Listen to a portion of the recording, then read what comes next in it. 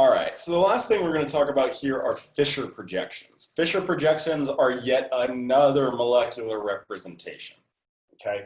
So let's take a look. This right here is an example of a Fisher projection. You'll see them like this, and they're drawn with crosses. So our whole goal of this lecture is going to be able to interpret these Fisher projections here.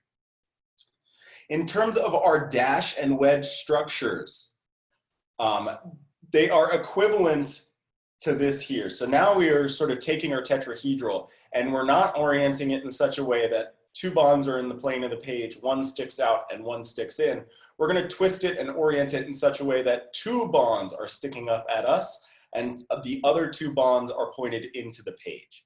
So that's what a Fisher drawing represents. Again, these are sort of equivalent, where if I was going to draw on my wedges, this would be, or my dashes, it would be in these vertical positions, right? So vertical means into the page, horizontal means that it's sticking out of the page. Okay, again, if you have a model kit, you can sort of do this kind of easily to see how exactly you would have to rotate this in order to get it to look like this and draw your Fisher projection. So now we're going to learn how do we interpret these Fisher projections, specifically how do we determine R and S chirality. So in the lowest priority group, so again, you're going to go through number priority, all that good stuff, right? When the lowest priority group is in the vertical position, your rules are the same as they were before. R is clockwise, S is counterclockwise. So in this particular example, I'm going to go through and label priority. This is 1, this is 2, this is 3. So these are connected in a counterclockwise way, making this the S isomer, stereoisomer. But the rules change when your lowest priority group is in the horizontal position. So then this is an example where the lowest priority group is in the horizontal position. And it would be great if we just always drew it so that the lowest priority group was in a vertical position. Unfortunately, convention is you're going to see it mostly drawn where there are hydrogens in the horizontal position. So unfortunately, we do got to learn both of these situations. But when hydrogen is in the horizontal position, you still go through a number of your priorities, but the rules are flipped. So now R is counterclockwise and S is clockwise. So 1, 2, 3. This is again counterclockwise, but because hydrogen is in the horizontal position, my rules are reversed, and this is the R stereoisomer. Okay, so that's how how you go about getting your Fisher projection. Primarily their main purpose is to used to talk about sugars. Okay, so these are 3 examples of different sugars, and that's 99% of the time when you see Fisher projections, it's in talking about different sugars. And so again, that's why I said it's sort of convention to have these hydrogens here, because that's how we draw our sugar molecules. Each one of these represents a different chiral center, because all 4 of those bonds are bound to different things. Okay, so you can go through and assign priority to each one of those stereocenters, just like we did before. So let's just go through an example just for fun here. Let's focus in on this one, and we'll do this top one here. Okay, first thing I'm going to do, I need to number priorities, right? So I have a carbon here, a hydrogen here, and an oxygen, so I can get priority 1 and priority 4 right off the bat.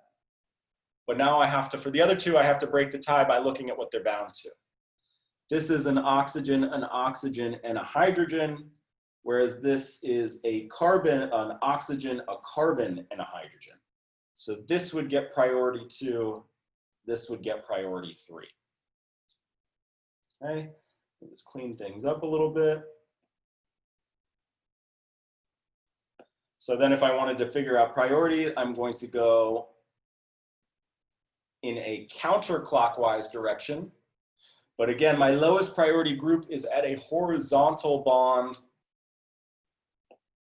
So this is going to be an R stereocenter. And you can do that for all three of those stereocenters, go through and designate what they are. Okay, but that's a Fisher projection and how to determine chirality of a Fisher projection. It can make spotting pairs of enantiomers and diastereomers a little bit easier. So an enantiomer would be, again, just the mirror image of the Fisher projection. So notice how these two are mirror images of one another. If they aren't mirror images in their Fisher projection, then they're not going to be an enantiomeric pair. So this would be a pair of diastereomers where I switched to the position of just one of those bromines. Still a pair of stereoisomers, but now they're diastereomers. They're not mirror images. And then just to be complete here, well, how would I get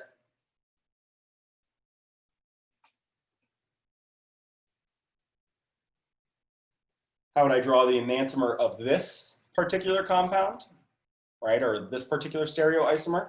I'm just going to take its mirror image. So that would have a bromine there and a hydrogen there. Whoops. And on the other side, a hydrogen there and my bromine there.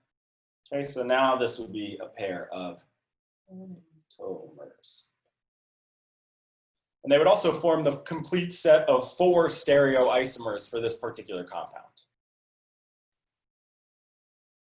All right, so that's all we need to do with Fisher projections, is be able to tell chirality.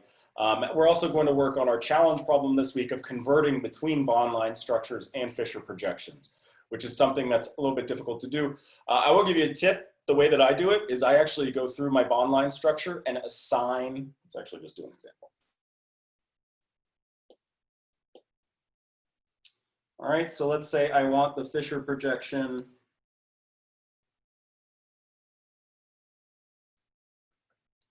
of this guy here. I'm pretty good at like my spatial reasoning and twisting stuff around in my mind. I would still find it to be a pain in the butt for this particular molecule for drawing Fisher projections. So what I would do is I'm going to go through and first just assign this as an R or an S. So here's 1, here's 2, here's 3. They are going in a clockwise manner. So this is going to be an R stereoisomer. So now I'm going to build my Fisher projection, and I'm going to make sure that what I end with has stereochemistry of R. I'm going to put a hydrogen on the horizontal position just for practice. That means that my rules are going to be reversed of what they would otherwise be, right? So I need to make sure that I orient these in such a way that they go counterclockwise, okay? So if I put my OH group here, what's going to have to be up at the top? So this is priority 1. If I'm going counterclockwise, that means that this is going to be whatever my priority 2 was, which would in this case be the methyl or the ethyl group, the CH2, CH3, and then down here would be the methyl group. Okay, if you have a model kit, you can sort of just kink that top molecule in such a way that you get that Fisher projection sort of definition right here, where you kink it in such a way that the bonds are pointing, vertical is pointing into the page, horizontal pointing out of the page. I could do, you know, sometimes twisting stuff around in your mind is easy. For this particular one, I recommend just determining what the stereochemistry is and making sure it matches on your Fisher projection.